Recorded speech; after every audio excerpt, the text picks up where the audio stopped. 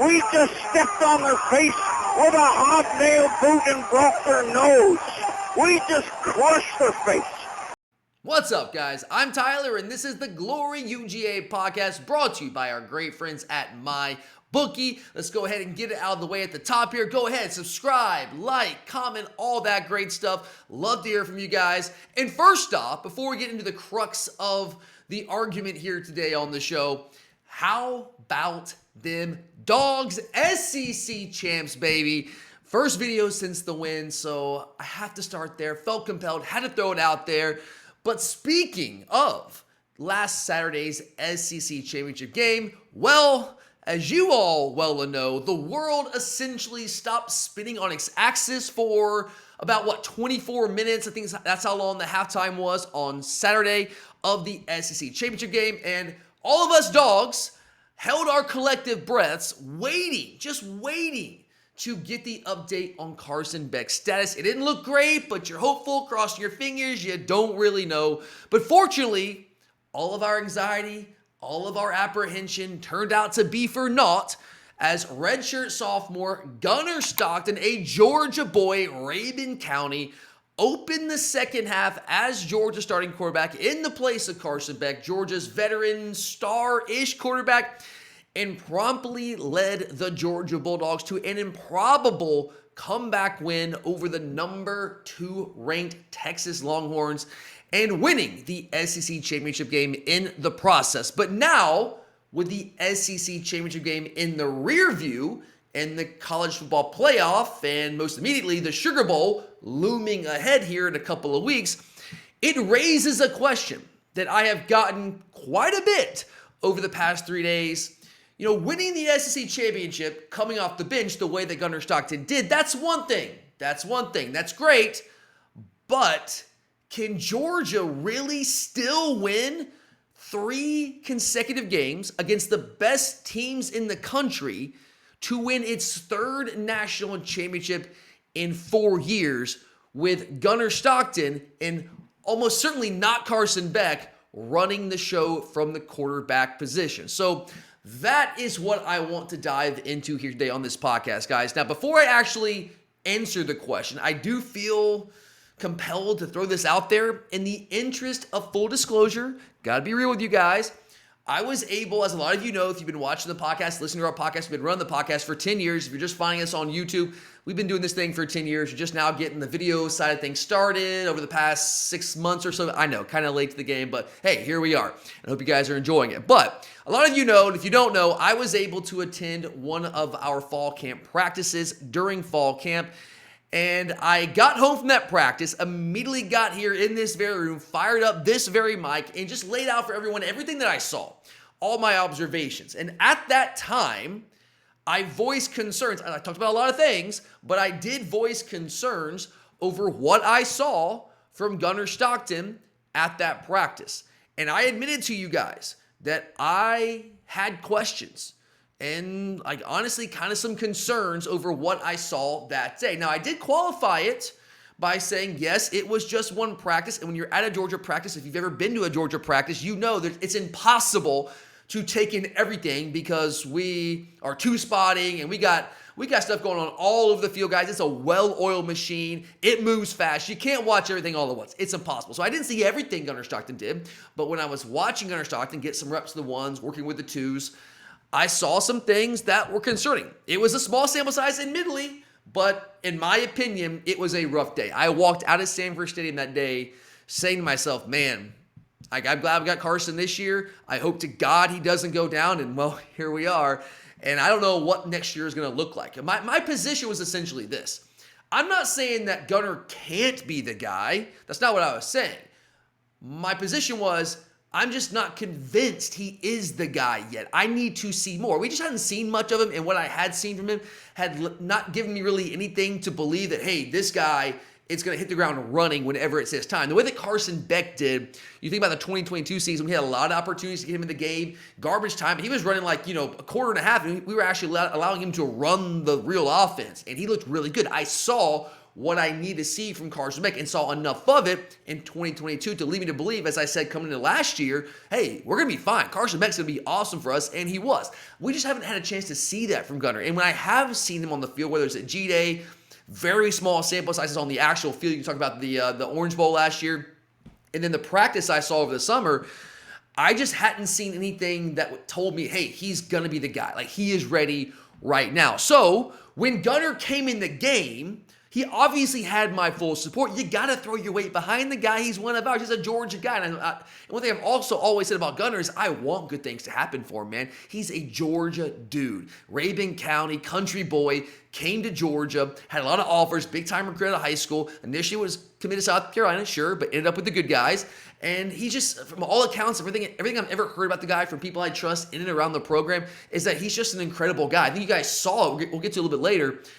During and after the game, how his teammates were talking about him. And that's kind of what I've heard about him forever. So I've always wanted good things to happen for Gunner Stockton. It's not a personal vendetta. It's just, I got to be objective with you guys, and I hadn't seen anything to tell me he was going to be the guy. But coming to the game, he did have my full support when he came into the game. But I do think, to wrap this up, that it would be fair to say that at the least I was skeptical. Certainly nervous. I was a nervous wreck when Gunner Stockton came to the game. I was in, for lack of a better term, show me mode. And while, it was still a small sample size, one half of football, the biggest sample size we've had of Gunner Stockton, I did see enough from Gunner Stockton in the second half of that SEC championship game. I saw enough from him and what our offense looks like with him to confidently sit here right now and answer the question I've been asked so many times. Can Georgia still win a national championship this year with Gunner Stockton?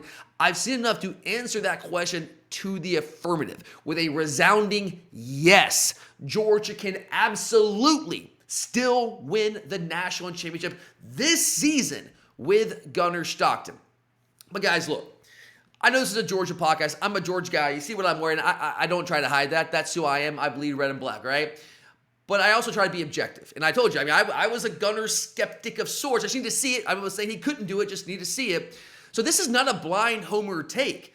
I am the guy that need to see it from Gunner before I bought in. But now I've kind of seen it. And there are tangible reasons why I believe Gunner Stockton can still quarterback this Georgia football team to a national title in 2024. So let's go ahead and get into those reasons here real quick. Number one off the top, and some of you might dismiss this, but I don't dismiss it. I think this matters.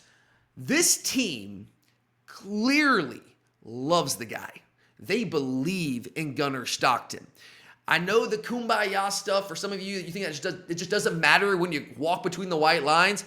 I disagree with that. I totally disagree with that. I believe that belief in each other, confidence in each other, certainly the quarterback position, the most important position on the field, belief, confidence, and connection between the team, it absolutely matters. It absolutely matters. We've seen myriad examples of that this season. How many losses would we have this year, guys, if we didn't believe in each other? If we didn't have the belief that we could come back and win these games? If we didn't have the connection that we're playing for something bigger than just themselves out there on the field? So we've seen examples of that all season long. We just saw it 3 days ago in Atlanta. And the fact is, it's one of those things you can't quite put your finger on. But when Gunner came in the game, he sparked this team. Not just the offense. He sparked the team. And it wasn't just an X's and O's thing. We'll get there. We'll talk about the X's and O's here in a minute. But it's, again, you can't quite put your finger on it. But he pumped some juice into the offense. And I also believe the defense as well. And when your team loves you and believes in you like that, not only does that help their play, their level of play, but it impacts Gunner's confidence. If your teammates believe, and you guys have probably seen the clip on social media of Lawson Lucky saying, hey man, if you believe in yourself as much as I believe in you, we got this thing. When you hear that, it hits you some kind of way, man. Like, you can't help but believe in yourself more. You can't help but let that raise your confidence level. And the quarterback position is a position where you got to play with confidence. If you don't play that position with confidence, you got no chance. And you saw, like, in the first drive that he got in there in the second half on the third down scramble, and he could have run out of bounds, but he took on the defender and he gets up and he gives him a little something, right? He gets in his face a little bit and then jogs back to the huddle. Gunner believes because his teammates believe in him. That matters. And they see that. They see that confidence. They know how hard this guy works. He's put in the time. He's prepared. That stuff matters. So to me, Gunner just seems to have that amorphous it factor. Again, I don't know how you define it, put your finger on it. It's almost indefinable, but he seems to have it. The team just gravitated around this guy. They just coalesced really around Gunner Stockton, and that's not an isolated thing. That's not a one-game thing. That is something that will carry over from game to game to game. So number one, I think that matters. Now number two, if my first point there does not hold any weight with you, and I get it if it doesn't, some of you are going to dismiss that, that's fine. Well, if you dismiss that, the kumbaya stuff, let's talk about the X's and O's here. Let's talk about some nitty-gritty, hardcore football here. Gunner Stockton's presence on the field, his ability to run the football, opens up Georgia's run game in a way it just quite simply was not opened up with Carson Beck as the starting quarterback. If you've been listening to this podcast all year long, which I know a lot of you have, and if you haven't, you can go back and listen to the episode. You can find it. The tape's out there. I have been screaming for 2+ months, really since the Alabama game, that I never want Georgia to recruit a non-dual threat quarterback ever again. I have been consistent saying that. I've been saying that for years, but certainly over the past 2 months. I've also, at the same time, been screaming that we need to spread the field more. Going back to like September, early September against Kentucky especially, we need to spread the field more and give our running backs space to operate and feature those guys. Because I have been of the opinion really all season long that our running backs are clearly the most dynamic and explosive offensive weapons that this Georgia football team possesses. You guys know it. You don't need me to tell you it. We've been talking about it all year. It's clear as day to anyone who knows football and is watching it. We have good receivers. We do not have elite receivers. That's very obvious at this point, right? Well, where are we closest to being elite offensively at the skill positions? We're getting, like, the tight ends are certainly improving, and they're giving us more of the passing game. They're giving us a lot more the past six weeks of the season. But if you're asking me, still, I maintain we are strongest and we have the best playmakers. We're closest to being elite at the running back position than anywhere else on the offense from a skill position standpoint. Our running backs are more dynamic, more explosive than our receivers. They're more dynamic, more explosive than our tight ends. So I've been screaming all year long, why in the world are we not featuring these guys? And why in the world are we not doing more offensively from a scheme standpoint to spread the field, to create space for these guys? I know the answer is you have Carson Beck, who was a preseason Heisman hopeful. People are talking about him as a first-round quarterback draft pick and maybe the potential number 1 overall draft pick, which is probably out the window now. Certainly with the injury, that's out the window. We'll see what happens. Carson could come back. We'll see. He's got a COVID year. Maybe he's a 2020 guy. But that's for another day. So I've been screaming about this for a while. Trevor Etienne and Nate Frazier, in my opinion, are our biggest offensive playmakers. But despite that, they had an extremely tough time being as impactful as I think they should have been all season long due to scheme limitations that come along with playing a pocket passer, running a pro-style offense the way that we've run this offense with Carson Beck. With Carson Beck, we've kind of leaned on what we've always done. We've had this heavy reliance on 12 personnel, even when we're not with 12. We are spreading the field a little bit more this year with Carson, and we're throwing the ball more. Our run pass plays are skewed way more heavily towards the passer than they ever have been under Kirby Smart because we had this guy that we believe in. You want to let him cook. I get all of that. But when you still use as much 12 personnel as we do, and you compress the box, and you get, if you have 2 tight ends that are in the box, now we spread them out from time to time, but oftentimes we got an inline tight end, you got an H-back tight end. Well, how's the defense going to respond to that? They compress the box. They bring more bodies in the box. That creates more traffic in the box. So it has the opposite effect of creating space. You want to create space, but we're doing the opposite of that. We're compressing the box. We're putting all the bodies in one spot. There's no space for these dynamic running backs to operate. So it's very difficult for run plays to spit out. Trevor Etienne and Nate Frazier are problems in space. You've seen it when they've gotten opportunities. But we just could not get them in space enough because, again, we compacted bodies in the box. And we were outnumbered in the box so often because no one had to account for the quarterback in the run game. Let me ask you this, guys. How many times this season have you seen an unblocked defender make the play on the ball carrier at the line of scrimmage. Like at the line of scrimmage, 1-2 yards on the line of scrimmage. They're not even blocked. Why? Because they're outnumbering us. Why are they able to outnumber us? Because they don't have to account for the quarterback in the run game. It's really that simple. Gunner's presence on the field changes all of that. He poses a legitimate threat to pull it and run. So the defense must account for it or you will get gashed. And it's not even just what Gunner picks up on the ground himself with his own legs, like the rushing yards that he personally amasses.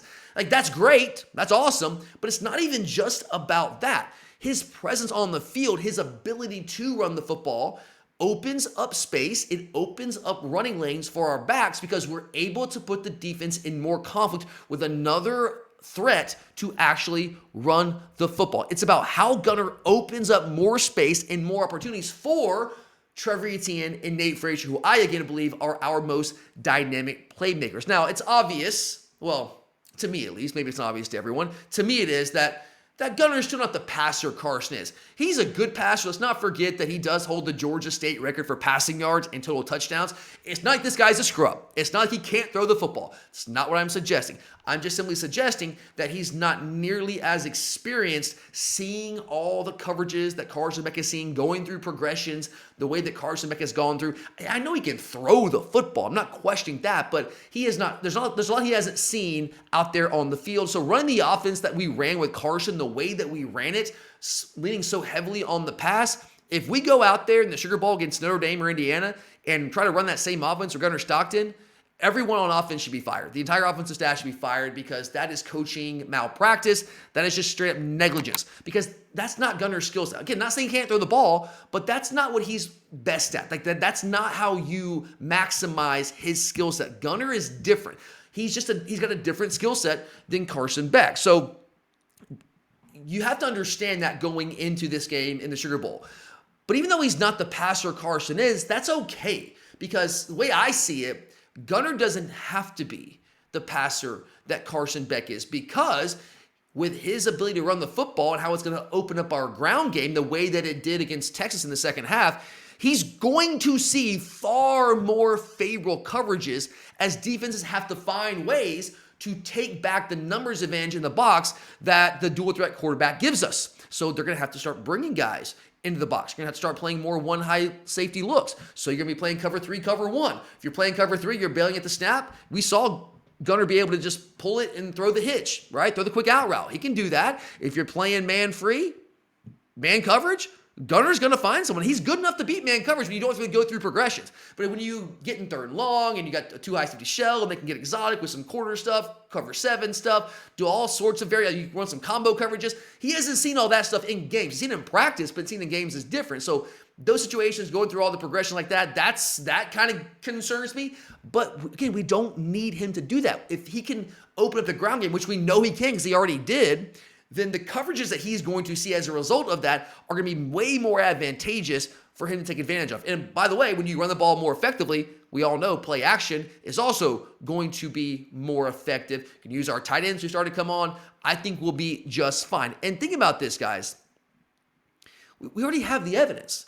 We had -2 rushing yards in the first half against Texas, who is statistically one of the, if not the just outright statistically best defense in the United States of America, at least coming into the SEC championship game. We had -2 yards rushing with Carson Beck quarterbacking that offense in the first half. You can say, oh yeah, we made some adjustments. Well, yeah, we did make some adjustments. The biggest adjustment being Gunner Stockton came to the game. And what did we have rushing at the end of that game? 141 yards. We had -2 rushing yards in the first half. We had 143 rushing yards in the second half. Not a math guy. I could do that math. That does not happen by accident, guys. That's what I'm talking about. That's what Gunner Stockton brings to the offense. And he only had 8 yards rushing himself. Sure, there's some sack yards thrown in there. But it wasn't, again, it's not just the yards he puts up on his own. It's how he opens up the offense, opens up space, explosive opportunities for guys like Trevor Etienne, who ripped off a 46-yarder, for guys like Nate Frazier, who ripped off a couple of big runs before fumbling inside the 5-yard line again. He opens up the ground game for everyone else. These dynamic playmakers, the guys I think are the biggest playmakers on our offense. And that was with Gunner coming in cold off the bench. That's with Mike Bobo having no forewarning that he was going to have to play Gunner Stockton. We always have a package, a small package for Gunner Stockton, but not an extensive package for him. So we didn't have anything prepared for him. We're kind of just like, we got a quarterback draw here. Like, yeah, we'll run like a little quarterback power sweep, a couple things like that. But we don't have anything extensive. But now we got 3+ weeks, man. We got 3+ weeks to go in there, tweak the offense to fit Gunner Stockton's skill set, which is what we got to do. If we try to trot Gunner out there and have him run the exact same offense, the version of the Georgia offense that Carson did, we're not going to win. Fire everybody. We won't win. But if we're smart, and I want to believe that we are, we go out there the next 3+ weeks at practice. We got time. That's getting the bias huge because of that. And we liberally incorporate elements of various spread option offenses into our offensive scheme. Tech's offense, Vandy's offense, South Carolina's offense. I particularly like Vandy's offense and Tech's offense in comparison here because I think that Gunner is more similar in his skill set and his physical stature, certainly to Diego Pavia at Vandy. I mean, both those guys, like they're athletic, they're mobile, they can run, they're dual threats, but they're not burners. But they can run, and they might not be like elite passers right now, but when they get favorable coverages, they're good enough throwing the football that they can beat you, that they can hit some big plays, create some big plays. Same thing with Haynes King. Haynes King's probably a little bit of a better athlete than the other two, the Pavia and Gunner, but the point stands. Those are offenses that basically more or less run a spread option offense for the most part, and they feature power running quarterbacks. Like it's a power run game for the quarterback position. I mean, watch Haynes King. That dude is as physical as it gets. It's a physical power run game from the quarterback and their running backs as well. I think those are the kinds of offenses that we need to go study and incorporate them into our offense. And we've got some guys within our offense right now on our coaching staff who have some experience with dual threat quarterbacks, guys that can run. You got a guy like Brandon Streeter who coached at Clemson for a while. He's worked with some dual threat guys. He can bring some ideas in there to incorporate into what we do with Gunner Stockton. But go study. Go get some tape and go study some of these teams. And then you get to spring, however you change your offense, you get to spring that on whoever we play in the Sugar Bowl, Indiana or Notre Dame. And here's the thing with them guys, they got zero prep for that. They have zero time to prepare for that. Now, they'll know that Gunner Stockton, we saw him in the SEC Championship game. We ran a couple quarterback draws. We ran a couple quarterback powers in the red zone. But they have no idea what the offense will look like, how extensively that we're going to tweak things. And even if they have an idea, okay, they'll run this play, that play, let's prepare for these plays. You don't know what our tendencies are. You don't know on what downs and distances we're going to be more likely to run this play or that play. On what down distance are we going to be more likely to run a quarterback draw? Or are we going to be more likely to go play action? What about when we use motion? We have all these different motions that we could possibly use. You don't have any film to work off of, and it's really tough to prepare for or to defend what you can't prepare for. We saw that up close and personal here in Athens, Georgia, 2 weeks ago against Georgia Tech? Like, we knew Haynes King could run, but 8 days prior to our game against Georgia Tech that Friday night, that dude couldn't throw the ball more than 2 yards down the field. His shoulder's jacked up. Hadn't been able to throw the football for like 6 weeks, for a long time. And then he makes the most miraculous recovery in the history of football recoveries. And 8 days after playing NC State, where he couldn't throw the ball more than 2 yards down the field, he's all of a sudden throwing the ball all over the place. And he's the only quarterback they're playing, when they had been playing a 2-quarterback system for 3 weeks now. Well, we weren't prepared for that, because why wouldn't you prepare for that? That's not what we expected, because we hadn't seen it on tape in a long time. So it was tough. It was tough for us to defend that because you couldn't prepare for it. And we're going to be able to kind of do that to either Indiana or Notre Dame. So from an X's and O's standpoint, that is a big part of why I still think this Georgia offense will look different. It will look different. But it doesn't mean it has to be less effective. And it's a big reason why I still think this Georgia team with Gunner Stockton can win a national title. And finally here, guys, you can't talk about winning a national title and the possibilities of winning a national title without talking about the path that Georgia has to get there. You can't escape the reality that a team's path to a championship matters. It matters a lot. Just like it mattered for Texas and SMU to get to their respective conference championships. Texas had the red carpet rolled out for them by the SEC. We all know that. They didn't win it, but they got there because, they played, other than Georgia, nobody. Don't have a win over anybody in the top 25. That's crazy. Somebody got the 5 seed. That's another story for another day. SMU didn't play Clemson. Didn't play Miami. They didn't play any of the best teams in the ACC. Cakewalk in the ACC championship game. And what happens? They lose. So your path matters. Your path absolutely matters. And look, guys, in the college football playoff, when you got ostensibly the 12 best teams in the country in this playoff, There is no easy path. That's the real answer. There's no easy path. But if you're asking me, Georgia got as favorable of a draw as we could possibly ask for in this college football playoff, the first 12-team playoff. The first round bye is huge. As I laid out, gives us an extra week and a half or so to incorporate some new elements into our offense, get Gunner reps with the ones, and get him ready to roll, get him more confident out there, gives you time to heal, all those things, right?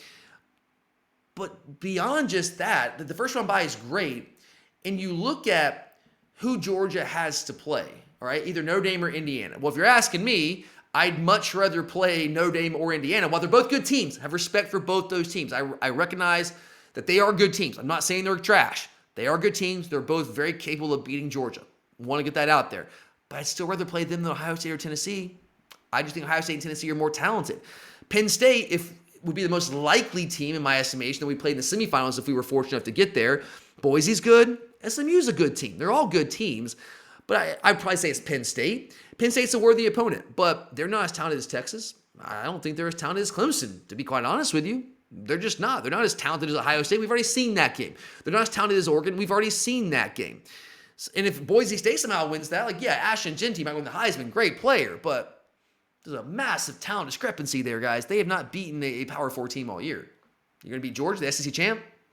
Probably not, right? And then beyond that, it's the matchups. What has given the Georgia defense problems all year? This is why I told you guys coming into the game last week against Texas that I know coming off the Georgia Tech game, people were down on Georgia again. We're the underdogs to a team that we beat by 2 touchdowns in their home stadium in mid-October, somehow in a neutral site. Now we're a 2.5-3-point underdog. Weird. Don't know how that works. But I sat here in this spot on the podcast last week, told everybody, we're going to win. We're going to win. And that's not a homer take. We're going to win because it's a good matchup for us. Tech's a bad matchup. Alabama, especially Ole Miss, these are bad matchups for us because those teams can run the football from the quarterback position. Our deficiencies on defense, eye discipline and tackling. Now, we did a much better job against Texas. I will say that. Sark tried to take advantage of that, but you don't have a dual threat quarterback. And we kind of feast on offenses like that. We saw it the first time around against Texas. We saw it this week. Offenses like that just don't really give Georgia defenses trouble. And if you look at the offenses that we might have to face in our part of the bracket, Notre Dame's the only one that really has anything that you would call a dual threat quarterback, but I hesitate to call Riley Leonard a dual threat quarterback. Yes, he can run it. He is an average at best passer. I would say below average. If you can make that guy throw the ball to beat you, you will win. They don't have elite playmakers out wide. Mitchell Evans, pretty good tight end. He's a good tight end. And look, Jeremiah Love's an awesome running back. Riley Leonard is a good runner. He's deceptively fast, long strider. But the dude cannot throw the football. Even when they took him from Duke, I'm like, okay, he's good, but I don't know, man. He's kind of a one-trick pony. No, it's easier said than done. They do have a good run game, but if you can make them throw the football, you're in good shape there. Indiana does not have a dual threat quarterback. Boise Madsen can run, but he's not really a dual threat guy. Now SMU, that Kevin Jennings is. But there's just such a massive talent discrepancy there between those two teams. I would like to think Georgia would still be okay in that game. Although I do recognize that Kevin Jennings, if they get there, is the kind of guy that could give us issues. But I have a hard time believing that they're going to win 2 games to get to the semifinals. I just don't believe that's going to happen. So I think our path from a matchup standpoint, and also just from an overall talent standpoint, the teams that we would be playing prior to getting the national championship is just, quite frankly, a clearer path than it is for Oregon. And that sucks for Oregon because they are the number 1 seed, but it is how it is, man. That's just kind of how the playoff fell this year with the automatic bids for the conference champions, top 4, all that kind of stuff. And then you get to the national title game. And yeah, whoever you play the national title, whether it's Oregon, whether it's Texas, Ohio State, could it be Tennessee, could it be Clemson? Odds are probably not, but hey, whatever. But if you get in that game, yeah, whoever you're going to play is going to be really good. They're going to be really, really good. But I will tell you, they're not going to be nearly as battle-tested as Georgia. There ain't no team in the country as battle-tested as the Georgia Bulldogs right now. And that game's going to be in Atlanta. All right, now, we've lost games in Atlanta. I've been at all of them. I've been at all those SEC championships we've lost. I've been in the national championship we lost. I've been at all of them. I've also been there for some big wins for Georgia, like this past weekend where it was about 80% Georgia. So depending on who we play, if you're playing Oregon, yeah, I mean, they'll come in pretty big numbers, but there's going to be more Georgia people there, and that matters. And then, if you get to the national championship, well, now Gunner's got multiple games under his belt as a starter. He's now kind of a seasoned quarterback. He's more confident. The coaches are more confident in him. Maybe we've been able to add more to our offense. And here's the other thing, guys. The reality is, I recognize that this Georgia team is not as good as last year's Georgia team or the 2022 or 2021 Georgia team. It's not. It's just not. It's not as talented. We know that. But it doesn't have to be, because the truth is, there's no team in America this year that is on the same tier as the recent national champs, the 21 Georgia, the 22 Georgia, last year's fraudulent Michigan national championship team. There's just not a team that's on that level. They're all flawed teams. All of them are, including Georgia. All right, I admit that. Like, we're flawed. But again, we don't have to be. Like, we're not as good as we were the past 3 years. We don't have to be, because the other teams aren't as good as these other teams have been the past 3 years. You only have to be good enough in the context of the year in which you play. And I do think it's clear, guys. I mean, there's verifiable evidence.